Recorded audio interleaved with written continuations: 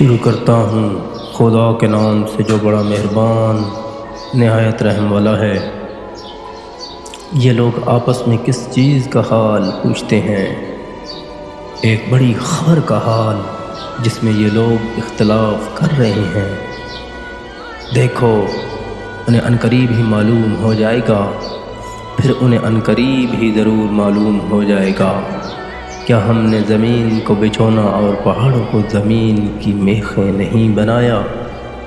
اور ہم نے تم لوگوں کو جوڑا جوڑا پیدا کیا اور تمہاری نیند کو آرام کا باعث قرار دیا اور رات کو پردہ بنایا، اور ہم نے دن کو کسب معاش کا وقت بنایا، اور تمہارے اوپر 7 مضبوط آسمان بنائے، اور ہم نے سورج کو روشن چراغ بنایا، اور ہم ہی نے بادلوں سے موسلا دھار پانی برسایا تاکہ اس کے ذریعے سے دانے اور سبزی اور گھنے گھنے باغ پیدا کر دیں۔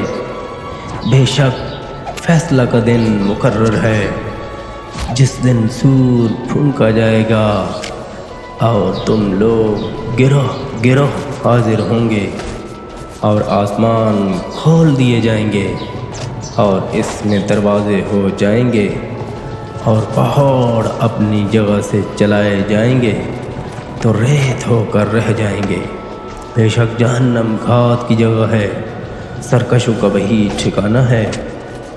اس میں مدتوں پڑے چھینکتے رہیں گے، نہ وہاں ٹھنڈک کا مزہ چکھیں گے، اور کھولتے ہوئے پانی اور بہتی ہوئی پیپ کے سوا کچھ پینے کو ملے گا۔ یہ ان کارستانیوں کا پورا بدلہ ہے۔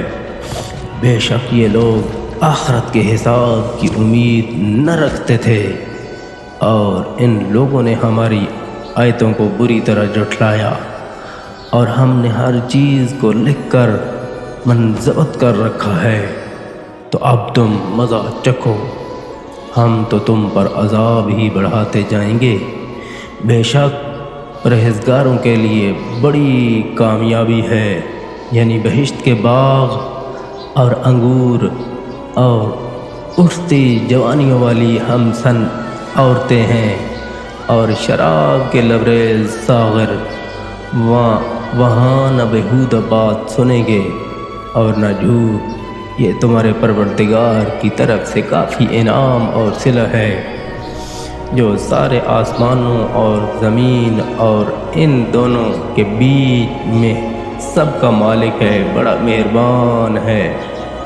لوگوں کو اس سے بات کرنے کا یارانہ ہوگا جس دن جبرائیل اور دیگر فرشتے اس کے سامنے پرامن کر کھڑے ہوں گے۔ اس دن اس سے کوئی بات نہ کر سکے گا مگر جسے خدا اجازت دے اور وہ ٹھکانے کی بات کہے، وہ دن برحق ہے۔ تو جو شخص چاہے اپنے پروردگار کی بارگاہ میں اپنا ٹھکانہ بنائے۔ ہم نے تم لوگوں کو عنقریب آنے والے عذاب سے ڈرا دیا، جس دن آدمی اپنے ہاتھوں پہلے سے بھیجے ہوئے اعمال کو دیکھے گا اور کافر کہے گا کاش میں خاک ہو جاتا۔ صدق اللہ العلی العظیم۔